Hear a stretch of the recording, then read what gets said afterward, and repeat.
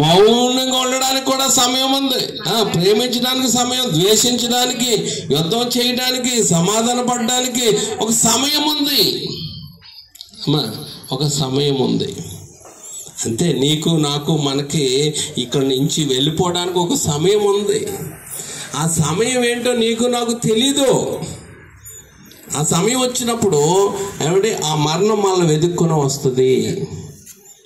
కరోనాలో ఎంతమంది చచ్చిపోయారంటే అయిపోయింది. ఆ సమయంలో అంతమందిని తీసుకెళ్ళాలి. ఎలా తీసుకెళ్తాడు మరి దేవుడు? కాబట్టి ఆ వైరస్ వచ్చింది, తీసుకుపోయింది. కావాలని మరణాన్ని తెచ్చుకున్నవాడు దాన్ని ఏమంటారంటే, కావాలని మరణం తెచ్చుకున్న వాళ్ళు మూర్ఖులు. కొంతమంది ఉంటారు, తాగదరా అంటే తాగి ఇచ్చేసుకుంటారు. ఇప్పుడు కేరళలో ఒక వైరస్ వచ్చిందనమాట. ఆ వైరస్ ఏంటంటే అమీబా వైరస్. అది ముక్కులోకి నీళ్ళు వెళ్ళిపోయి అనుకోండి, నీళ్ళు వేసుకున్నా కడుక్కుంటున్నాం నదిలో నీళ్ళు, ఆ నీళ్ళు లోనకి వెళ్ళిపోయి వైరస్ లోనకి వెళ్ళిపోయి మెదడు తినేస్తుంది. అంతే. ఇంక దానికి జబ్బుకి ఇంక ట్రీట్మెంటే లేదు. కరోనాకి అయితే మంచి జాయింట్లు, పలావులు, గిలావులు అన్నీ తినేసి అక్క కూర్చొని రూమ్లో ఉండేవారు.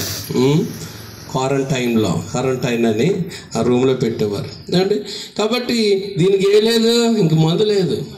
అంటే ఇలాంటి వింత అన్నీ పుట్టుకొని వస్తున్నాయి. ఎందుకంటే జన క్షయితను తీసుకురావడానికి. అందుకే నేను చెప్తున్నాను, నీవు నేను మనము ఏమండి దేవుని దగ్గరికి వెళ్ళడానికి ఒక టైం ఉంది. ఆ టైంలో దేవుడు తీసుకెళ్తాడు. ఇక మరణానికి చెప్తున్నాను కదా, చిన్నవాడని లేదు, పెద్దవాడని లేదు, ఏమంటే డబ్బు లేని వాళ్ళు ఏమీ లేదు. ఎవరికి మరణము ఏ సమయంలో రావాలో ఆ సమయంలో వస్తుంది, వెళ్ళిపోవాల్సిందే.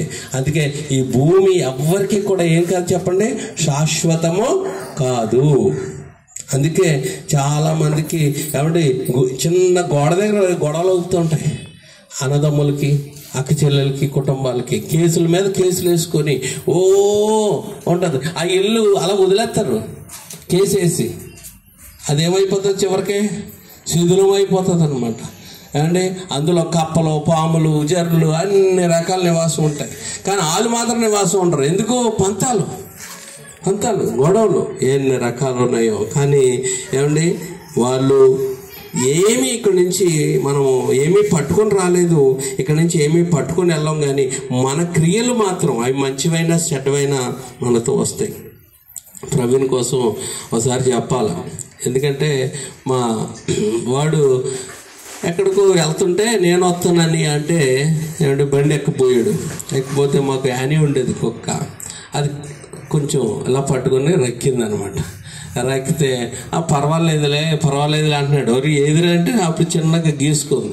అమ్మో ఇలా కాదు, దీనికి యాంటీవైరస్ చేయించాలని నేనే దగ్గరుండి 3 వారాలు వాళ్ళు టైం ఎప్పుడు ఇచ్చారో ఆ టైంలో నేను తీసుకెళ్ళేవాడు అనమాట.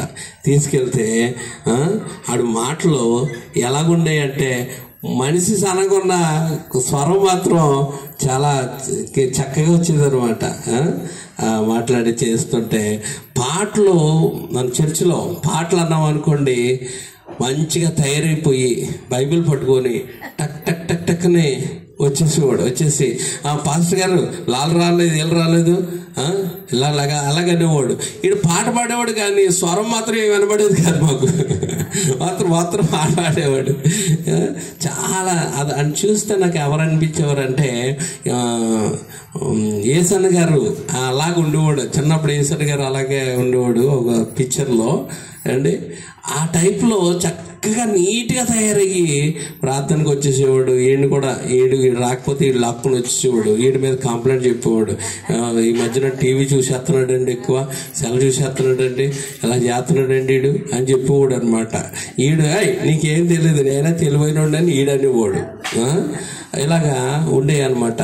ఏదేమైనా తనది ఎలాంటి మనసు అంటే చిన్నపిల్లల మనసు, పెద్దోడే కానీ చిన్నపిల్లల మనస్తత్వం అనమాట. అందుకే నేను అంటాను, మాయామర్మం తెలీదు, ఎవరినైనా మోసం చేయడం తెలియదు, ఎవరిని గొడవ పెట్టుకుంటూ తెలియదు. ప్రవీణ్ కోసం నేను చెప్పాలనుకుంటే ఒకసారి వాడిని కొంచెం ఏదైనా నేర్చుకుంటాడు, బలపరచబడతాడని ఏదో సెల్ పాయింట్లో జాయిన్ చేశారట వాళ్ళ నాన్నగారు. ఒక సైకిల్ కొనిచ్చారు.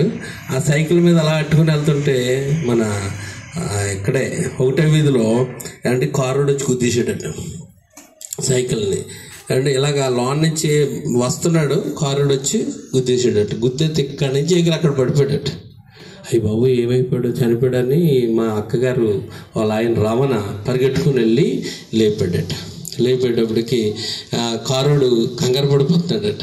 అంటే ఇటు సైకిల్ తీసుకొని లేపగానే లేచి ఏమైనా తగినంటే ఏం లేదు అనుకొని సైకిల్ తీసుకొని వెళ్ళిపోయాడు. చూడండి దేవుడు ఎంత కాపుదలు ఇచ్చాడు. ఒక కారు వచ్చి స్పీడ్గా గుద్దేస్తే ఆ వ్యక్తి ఏమవుతుందండి, ఆ స్పాట్లో చచ్చిపోవాలా. కానీ దేవుడు అతనికి ఏమీ తగలేదు, అలాగే వెళ్ళిపోతే మా అక్కగారు వాళ్ళ ఆయన చూసి ఆశ్చర్యపడేట్టు, ఇదేట్రా ఆడికి ఏం మాట్లాడకుండా వెళ్ళిపోయాడట. అంటే ఏముంది అంటే తనకి ఏమీ తెలియదు, అంటే మాయమర్మము తెలియనివాడు. అనగా ఒక మాట చూడండి, యేసు ప్రభు వారు కూడా అదే చెప్తున్నారు. మార్కు సువార్త 10వ అధ్యాయం, మార్కు సువార్త 10వ అధ్యాయం, మార్కు సువార్త 10వ అధ్యాయము 15వ వచనం 14వ వచనం చూద్దాం. యేసు అది చూచి కోపడి, చిన్న బిడ్డలు నా యొద్దకు రానియుడి, వారి నాటంకపరచవద్దు, దేవుని రాజ్యము ఇలాంటి వారిదే. చిన్న బిడ్డల వలె దేవుని రాజ్యము నంగీకరింపని వాడు అందులో ఎంత మాత్రం ప్రవేశించడని మీతో నిశ్చయముగా చెప్పుచున్నాను. ఆ బిడ్డలను ఎత్తి కౌగులించుకొని వారి మీద చేతులుంచి ఆశీర్వదించాడట. దేవుని స్తోత్రం. అంటే చిన్నపిల్లల్లో ఏముండదంటే మాయామార్గం తెలియదు అండి. ఆ చిన్న బిడ్డలో అక్కడ చూసుకున్నట్లయితే ఈ చిన్న బిడ్డలు ఏదైతే చెప్తామో అది వింటారా, వింటారు. అలాగే మనము కూడా దేవుని వాక్యాన్ని, దేవుని వర్తమానాన్ని ఎలాగుందో అలాగ మనం నమ్మగలిగితే మనం దేవుడి రాజ్యాన్ని మనం చేర్చగలుగుతామంట. అంతేగాని చిన్నపిల్లలలా కాకుండా మేము పెద్దవాళ్ళం మాకు అక్కర్లేదు. ఈరోజు చాలామంది దొంగ బోధలు వచ్చాయి. ఈ దొంగ బోధలు ఏంటంటే యేసు క్రీస్తు ప్రభు వారు క్రైస్తవులు అని చెప్పుకుంటూనే యేసు ప్రభు రక్షకుడే కానీ దేవుడు కాదు, యేసు ప్రభు ప్రభువే కానీ ఆయన దేవుడు కాదు, యేసు ప్రభు ప్రవక్తే కానీ ఆయన దేవుడు కాదని మాట్లాడుతున్నారు. వీళ్ళు క్రైస్తవులు కాదు, వాళ్ళు క్రైస్తవులే అనకూడదు, వాళ్ళకి నమస్కారం కూడా పెట్టద్దు. యేసు ఎవరంటే మహాదేవుడు. యేసు ఎవరండి? మహాదేవుడు, మామూలు దేవుడు కూడా కాదు ఆయన. దేవుని స్తోత్రం. ఎందుకంటే వాక్యమయ్యున్న దేవుడు. ఎవరండి ఆయన? వాక్యం ఆయనే. దేవుని స్తోత్రం. హల్లెలూయా. ఏమై ఉన్నాడు ఆయన? వాక్యమయ్యున్న దేవుడు. సృష్టినంతా కలుగు చేసిన దేవుడు ఆయనే. హల్లెలూయా, హల్లెలూయా. అందుకే నేను అంటాను, ఈ జీవితం ఎప్పుడు దేవుడు ఎంతవరకు ఆయుష్ ఇచ్చాడో మనకు తెలియదు కనుక ఆ ఆయుష్కి అందరూ వెళ్ళిపోవలసిందే. ఏమండి, ఒకరు వెనక ఒకరు ముందు, కానీ ప్రతి ఒక్కరూ వెళ్ళిపోవలసిందే. ఏమండి, వెళ్ళలేని వాళ్ళు ఎవరు ఉన్నారా? ఎవరు ఉండరు అనమాట. ఏమండి, కాబట్టి అది నాది, ఇది నాది, అది ఉంది, ఇది ఉంది, నాకు పర్వాలేదు, నేను తినేస్తాను. ఒకడు అలాగేనట్ట సంపాదించేసాడు, సంపాదించి అంటున్నాడట, నా ప్రాణమా తినుము తాగుము సుఖించు అంటున్నాడట. అంటే దేవుడు పైన చూసి వెర్రుడా, ఈ రాత్రి నీ ప్రాణాన్ని నేను అడుగుతున్నాను అనగానే ఏమైపోయిందంతా.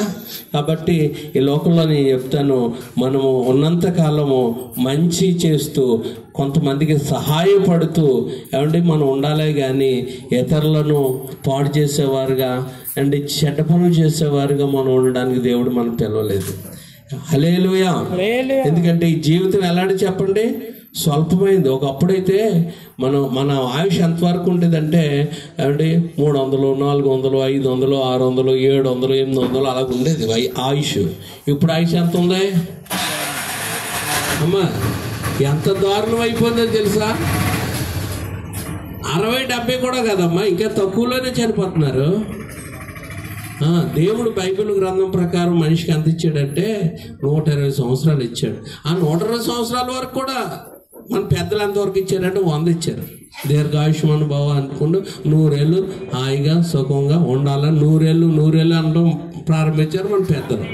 అందుకని ఆనాటి కాలంలో 100 సంవత్సరాలు ఈజీగా బతుకుతూ ఉండేవారు. ఇప్పుడు ఆశీర్వాదం 100 ఏళ్ళు ఎవడన్నది ఎవడ ఆశీర్వదించట్లేదు. ఎందుకంటే రిటైర్మెంట్ అయిపోగానే ఇంకా ముసలోడు అయిపోయి చచ్చిపోయాడు అన్నట్టే లెక్క. అంటే ఏమవుతుంది, ఈరోజు జపాన్లో అండి, చైనాలో ఒక్కొక్కరు ఇంచుమించుగా 100 సంవత్సరాలు పైగా బతుకుతున్నారు. మరి ఇక్కడ ఎందుకు బతకట్లేదు? ఇక్కడ ఎందుకు బతకట్లేదంటే కుళ్ళు ఎక్కువైపోయింది, స్వార్థం ఎక్కువైపోయింది, ఏమండి గర్వం ఎక్కువైపోయింది, ఈర్ష్య ఎక్కువైపోయింది, ఏమండి ఎవడు బాగుపడకూడదు, నేను బాగుపడాలనే విషయాలు ఎక్కువైపోయినాయి. అందుకే మనుషులు ఏమైపోతున్నారు, పతనానికి వెళ్ళిపోతున్నారు. ఏమండి అందుకనట పక్షులట ఎగురుతుంటాయంట. పక్షులు ఏం చేస్తాయి, ఎగురుతుంటాయంట. ఎగిరే పక్షుల్ని ఉన్న పక్షులు భలే ఎగురుతుంది అని ఒక పక్షిని బట్టి ఒక పక్షి ఏమోటే సంతోషపడతాయంట. ఎగురుతున్న కొద్ది ఇవి కూడా వాటితో ఎగరాలని ఎగురుతూ ఉంటాయంట. కానీ మనిషి మాత్రం ఒకడు ఎదుగుతూ మాత్రం ప్రారంభిస్తే ఒకడు తట్టుకునేటట. ఎదగడం కనుక ఎవరైనా చూస్తే ఎలాగైనా పైనుంచి ఏం చేయాలా, కిందకి లాగేయాలనే చూస్తూ ఉంటారట. ఎంత దారుణం అండి. ఒక ఆయన ఇక్కడ ఈ లోనుండేవాడు అనమాట. ఆయన రిక్షా తక్కువ వాళ్ళకి ఇంచుమించుగా 4 పిల్లలు ఆయనకి. ఆ ఇంట్లో వాళ్ళకి తిండి కూడా సరిగ్గా పెట్టలేకపోతూ ఉండేవాడు. అయితే అతనికి ఏమైందో ఏటో తెలియదు కానీ ఒకసారి బోల్ డబ్బులు వచ్చేస్తే వెంటనే అతని వెనకాల అతను అప్పట్లో ఒక్కొక్కరికి 200 300 అప్పులు ఇచ్చేవాడు. రిక్షా తొక్కేవాడు, రిక్షా మీద వస్తూ ఉండేవాడు. ఒక 4 బొట్టలో కాయగూర బొట్టలో పళ్ళు బొట్టలో మోసుకొని వస్తూ ఉండేవారు. ఇవన్నీ జనాలు చూసి ఏమంటే జనాలకి ఏమైపోయిందంటే ఏమైపోయింది చెప్పండి, తట్టుకోలేకపోయారు. అసూయతో నిండిపోయారు, తట్టుకోలేకపోయారు. ఒక్కొక్కడు మాటలు ఈ వీధులంతా అతని కోసం మాట్లాడుకుంటేవారు. విషయం ఏంటంటే అతని మీద కేసు ఎట్టారు వెళ్ళి. ఎంత దారుణమైన మనుషులు చూడండి. అందుకే మనుషులు మాయ, ధనం, దగ, కులం, కుళ్ళు, మతం, మత్తు. దేవుడే ప్రేమామయుడు. దేవుడు చెప్పండి, దేవుడు ప్రేమమయుడు. ఆయన దగ్గరికి వస్తే ఆ ప్రేమను మనం పొందుకుంటాం, అనేక మందికి పంచుతాం. అందుకే ఒక మదర్ తెరెసా ఎక్కడి నుంచో వచ్చి ఈ కలకత్తాలో గొప్ప సేవ చేసిందంటే ఎందుకు చేసిందంటే అది దేవుని ప్రేమ. హల్లెలూయా, హల్లెలూయా, హల్లెలూయా. ఏం చెప్పుకున్నాం, ఎక్కడికి వెళ్ళాం మనం? దేవుని స్తోత్రం, హల్లెలూయా. అతని మీద కేసు పెట్టారు. అతను వెళ్ళాడు హాస్పిటల్ పోలీసులు తీసుకెళ్ళారు. చెట్టెప్పుడు అన్నారు, చెట్టెప్పి ఇలా కొడదాం అనుకునేటప్పటికి ఆ కిడ్నీ దగ్గర ఉన్న కుట్లు ఇంకా మానలేదు, అలాగ రక్తం కారుతుంది లైట్గా. ఇంకా కొట్టడానికి ఎత్తిన లాఠీ అలా పడిపోయింది. ఒరే ఎంత పని చేసావురా అన్నాడు. అప్పుడు ఆడు అన్నాడు, నా పిల్లలు ఆకలితో ఉండడం నేను చూడలేక కొద్ది దినాలైనా సంతోషంగా తినేసి చచ్చిపోదామని నా కిడ్నీ అమ్ముకున్నానని చెప్పాడట. చెప్పగానే ఆ కఠినాత్ముడైన ఎత్తబడిన ఆ లాఠీ కింద పడిపోవడం కాదు, ఆ కానిస్టేబుల్ ఏడ్చాడట. అండి చూడండి, అంటే ఎందుకు ఈ మాటలు నేను చెప్తున్నానంటే వారం లేని మనుషులు ఎక్కువైపోతున్నారు ఈరోజు. పక్కనోడు బాగుంటే ఖచ్చితంగా కొంచెం ఏదైనా డ్రింక్ అని ఎత్తాడు, ఏదో మజ్జిగని ఎత్తారు, ఏదో విధంగా మనకి సహాయం చేస్తారు, ఇంకా బాగుండాలి అన్నట్టుగా కాదు. పక్కనోడు ఏమంటే బాగుంటే వీళ్ళకి ఏమొచ్చేస్తుందండి, కడుపు మంట. కానీ ప్రవీణ్ అలాంటి కాదండి.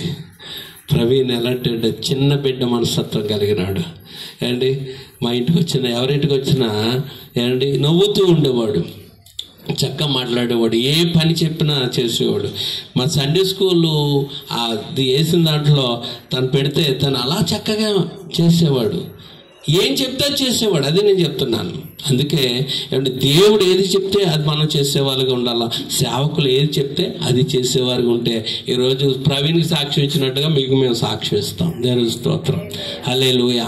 కాబట్టి ఇలాంటి సాక్ష్యం ఇది గొప్పదే. ఇదేదో వాళ్ళ అమ్మాలు ఏం చెప్పమనలేదు, నన్ను లాలీలు ఏం చెప్పమనలే అండి. కాబట్టి బైబిల్ కూడా అదే చెప్తుంది, చిన్న బిడ్డల వల్లే అంగీకరించండి మీరు దేవుని వాక్యాన్ని, అప్పుడు మీరు నిశ్చయంగా దేవుడి రాజ్యంలో ఉంటారు అని దేవుడు చెప్తున్నాడు. ఏదో మనం వాక్యం చెప్తుంది ఒకటి, మనం వినేసి వెళ్ళి చేసేది ఒకటి. ఇంకా ఈ రోజుల్లో చాలా మంది క్రైస్తవులు అంటూనే ఉంటారు, ఇంట్లోకి వెళ్ళి గుమ్మడికాయలు కట్టుకుంటూ ఉంటారు. క్రైస్తవులు అంటూనే ఉంటారు అంటే దిష్టులు తెస్తూనే ఉంటారు. క్రైస్తవులు అంటూ ఉంటారు అంటే మంచి రోజు చెడ్డ రోజు వస్తూ ఉంటారు. ఇంకా ఇలాంటివి ఎన్నిసార్లు సేవకులు చెప్పినా ఈ నీలో పోవట్లేదంటే అంటే ఏంటి? నువ్వు వినడం లేదు. అది ఎలాగంటలేదు? చంటి బిడ్డలు విన్నట్టుగా వినట్లేదు. మరి ఎలాగంటున్నావు? నాకు అన్నీ తెలిసిలే అన్నట్టు అంటున్నావు. అందుకే దరిద్రము ఏమండి, శ్రమ ఏమండి, దేవునికి ఇష్టం లేని నువ్వు చేయటం వల్ల ఏమంటే దేవుని కార్యాలు మనం చూడలేకపోతున్నాం. అందుకే ఈ నవంబర్ అయిపోయింది. ఈ సంవత్సరం అంతా ఎంత ఈజీగా అయిపోయిందో. 2000 సంవత్సరంలోనికి 2026లోకి అడుగు పెడుతున్నాం. మనం మార్చుకొని వెళ్ళగలిగితే, దేవుని చిన్నపిల్లల్లాగా మారడానికి నువ్వు ఇష్టపడితే దేవుడు నిన్ను నన్ను మనల్ని కూడా ఏం చేస్తాడంట ఏమండి, నడిపిస్తాడంట. ఆయన మనల్ని ఏం చేస్తాడు? మన చెయ్యి పట్టుకొని ఆయన మన చెయ్యి పట్టుకొని నడిపిస్తే ఏ మరణము ఏది మనల్ని ఏమీ చేయలేదు. ఒకవేళ నీకు సమయం అయిపోయినా నువ్వు కావాలనుకుంటే దేవుడు నిన్ను ఇంకా నిలబెట్టి వాడుకుంటాడు. దేవుని స్తోత్రం. ఈరోజు ప్రవీణ్ ద్వారా మనం తెలుసుకునేది ఏంటంటే, ప్రవీణ్ ఏది చెప్పినా మాట వినేవాడు. నేనేది అంటున్నాను ఏమండి, బలులర్పించుట కంటే దేవుని మాట వినుట శ్రేష్టం. దేవుని స్తోత్రం. హల్లెలూయా, హల్లెలూయా. తల్లిదండ్రులు దెబ్బలాడతారండి. తల్లిదండ్రులు ఏదన్నా అంటారా? వాళ్ళు నీ తల్లిదండ్రులు, వాళ్ళు నీ వాళ్ళు నిన్ను అంటారు. కానీ ఎవడో రోడ్ల మీద పోయేవాడు ఎవడు నిన్ను అన్న ఒప్పుకోం. దేవుని స్తోత్రం. కనుక ఏమండి, మన కన్న తల్లిదండ్రులు ఏమన్నా మనం లోపడాలి. మన దైవజనులు మనల గురించి మనల్ని గద్దించి ఏమన్నా మనం పడాలా. దేవుని స్తోత్రం. అందుకే నేను అదే చెప్తాను, ఎవ్వరు కూడా ఏమండి మనము దేవుని పాదాలు మనం పట్టుకున్నప్పుడు, దేవుని ఉపదేశంలో మనం నడుస్తున్నప్పుడు, ఆ ఉపదేశం మనల్ని ఎన్నో నడిపిస్తుంది అంటే జీవ మార్గంలో మనలను నడిపిస్తుంది. జీవ మార్గం నడిపిస్తుంది. అందుకే నేడు వాక్యం చాలా గొప్పది. ఈ వాక్యం కంటే గొప్పది ఏదీ లేదు. ఒకసారి నేను ఆలోచిస్తున్నప్పుడు దేవుడు నాకు ఒక తలంపిస్తే అది ఒక పాట కింద రాసుకున్నాను. దేవుని స్తోత్రం. హల్లెలూయా. అది నాదని ఇది నాదని, అది ఉందని ఇది ఉందని, అది నాదని ఇది నాదని, అది ఉందని ఇది ఉందని, స్వల్పమైన దానికా పోరాటం, అల్పమైన దానికా ఆరాటం, స్వల్పమైన దానికా పోరాటం, అల్పమైన దానికా ఆరాటం. సత్యం తెలుసుకో, స్వార్థం మానుకో, క్షేమం కోరుకో, రక్షణ పొందుకో.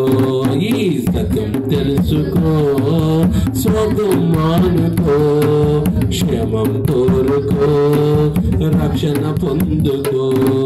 నీ జీవితం స్వల్పమైనది, నీ ప్రాణము అల్పమైనది. నీ జీవితం స్వల్పమైనది, నీ ప్రాణము అల్పమైనది. వారు నాకున్నారని వీరు నాకున్నారని, అందరున్నారని అన్నీ ఉన్నాయని, వారు నాకున్నారని వీరు నాకున్నారని, అందరున్నారని అన్నీ ఉన్నాయని అని తలచిన నీ చావు నా పలేరు. నీ తోడుగా ఎవరు రానే రారు అని తలచిన నీ చావు నా పలేరు. నీ తోడుగా ఎవరు రానే రారు. సత్యం తెలుసుకో, స్వార్థం మానుకో, క్షేమం కోరుకో, రక్షణ పొందుకో.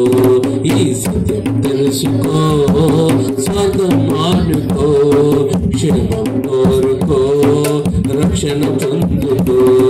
నీ జీవితం స్వల్పమైనది, నీ ప్రాణము అల్పమైనది. నాకంటూ ఏమీ లోటు లేదని, నా ప్రాణమాతిని త్రాగి సుఖించమని. నాకంటూ ఏమీ లోటు లేదని, నా ప్రాణమాతిని త్రాగి సుఖించమని. దాన ధర్మాలతో నాకేమి పని అని, దాన ధర్మాలతో నాకేమి పని అని. బలహీనుడవై ప్రాణం పోగొట్టుకుందువా, బలహీనుడవై ప్రాణం పోగొట్టుకుందువా. సత్యం తెలుసుకో, స్వార్థం మానుకో, క్షేమం కోరుకో, రక్షణ పొందుకో. ఈ సత్యం తెలుసుకో, స్వార్థం మానుకో, క్షేమం కోరుకో, రక్షణ పొందుకో. నీ జీవితం స్వల్పమైనది, నీ ప్రాణము అల్పమైనది. ఈ జీవితం స్వల్పమైనది, నీ ప్రాణము అల్పమైనది. చివరగా నీ ఆత్మకు మరణం లేదని, మరో బ్రతుకు నీకుందని. నీ ఆత్మకు మరణం లేదని, మరో బ్రతుకు నీకుందని. ఆ బ్రతుకు మార్గం యేసేనని, ఆ బ్రతుకు మార్గం యేసేనని. పరలోక రాజ్యం నీకిచ్చునని, పరలోక రాజ్యం నీకిచ్చునని. సత్యం తెలుసుకో, క్షేమం కోరుకో, రక్షణ పొందుకో. ఈ సత్యం తెలుసుకో, స్వార్థం మానుకో, క్షేమం కోరుకో, రక్షణ పొందుకో. క్షేమం కోరుకో, రక్షణ పొందుకో, క్షేమం కోరుకో, రక్షణ పొందుకో. ఇతరులకు క్షేమం మనం కోరుకున్నప్పుడు, ఏమండి, రక్షణ మనం కోరుకున్నప్పుడు దేవుడు మనకి ఇస్తాడు గనుక, దేవుడు మనం దీవిస్తాడు గనుక. ఈరోజు ప్రవీణ్ ద్వారా దేవుడు మనతో మాట్లాడాడు. మరి ప్రవీణ్ తండ్రి శ్రీనివాస్ గారు, అలాగే సునీత, మరి పెద్ద కుమారుడు లేని లోటే ఆ బిడ్డల కోసం ఎంతో హాస్పిటల్లోనూ ఆ రీతిగా వారికి ఆ బిడ్డ కోసం ఎంతో వారి ప్రేమను చూపించి ప్రయాసపడ్డారు. కానీ దేవుడు అవకాశం ఇవ్వలేదు, దేవుడు తీసుకున్నాడు. కానీ దేవుడు అన్యాయస్తుడు కాదు.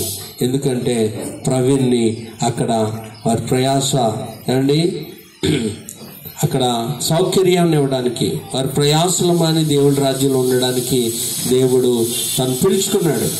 కాబట్టి ఈరోజు ఎందుకు ప్రభువా నువ్వు ఎలా పిలుచుకున్నావు అని మనం అడగడానికి వీల్లేదు. కారణం ఏంటంటే వారి వారి వరుసలలో వారిని దేవుడు పిలుచుకుంటాడు. ఆయా సమయాల్లో ఎంతవరకు మనకు ఆ సమయం ఉందో అంతవరకు వచ్చి ఆయన పిలిచినప్పుడు ప్రతి ఒక్కరూ వెళ్ళిపోవలసిందని జ్ఞాపకం చేసుకొని ఆ కుటుంబంలో తన తండ్రికి, తన తల్లికి, అలాగే తన కుటుంబంలో ఉన్న ఈ తన తమ్ముడి కుటుంబం అంతటికీ కూడా, ఆ కుటుంబానికి ఆదరణ, అలాగే సంఘంలో బిడ్డలతో కూడా ఎంత బాండింగ్ ఉన్న బిడ్డ విషయంలో కూడా ఆ బిడ్డలకు కూడా ఆదరణ దయచేయాలని దేవుడు ఎలాగైతే ప్రవీణ్ దేవుడి మాట విని నడుచుకునేవాడు ప్రతి మాటలో, అలాగే మన అందరము లోబడి నడుచుకుందాం. దేవుడి మందిరాన్ని మేము విడిచిపెట్టమంటాడు భక్తుడు. మేము విడిచిపెట్టాం దేవుని మందిరం అన్నట్టుగా మనందరం దేవుని మందిరంలో నిలుద్దాం. అనేక నాశనం అయిపోతున్న వారిని సువార్త చెప్పి ప్రభు మందిరానికి నడిపిందాం. ఇగో మన చుట్టుపక్కల అనేక మంది ఉన్నారు. యేసు అంటే ఎవరో తెలియని వారు ఉన్నారు. యేసు మానవులందరి కొరకు రక్తం కార్చే ప్రాణం పెట్టి చనిపోయి సమాధి చేయబడి 3వ దినాన్ని తిరిగి లేచిన దేవుడు కనుక ఆయన నమ్ముకున్న వారు, ఆయన యందు విశ్వాసం ఉంచిన వారు ఆయన ఎలాగైతే తిరిగి లేచాడో అలాగ మళ్ళీ వారి దేహాలు లేపబడి వారి ఆత్మలో మరి ప్రభు వారిలోనికి తీసుకొచ్చి ఇచ్చి వారిని యుగ యుగాలు పరలోక రాజ్యంలో ఉంచుతాడు. యేసు నమ్ముకొని రక్షించబడిన వారు పరలోక రాజ్యంలో ఉంటే, యేసు నమ్మకపోతే నిత్య నరకం ఉన్నదని బైబిల్ చెప్తుంది. ఈ సత్యాన్ని మనం ఆలోచించి నమ్ముకొని రక్షించబడాలని మనస్ఫూర్తిగా కోరుకుంటూ ప్రార్థన చేద్దాం. ప్రభువా, నీకు వందనాలు, స్తోత్రాలు. నువ్వెంతైనా నమ్మకమైన దేవుడు, నమ్మదగిన దేవుడు నాయన. ఈరోజు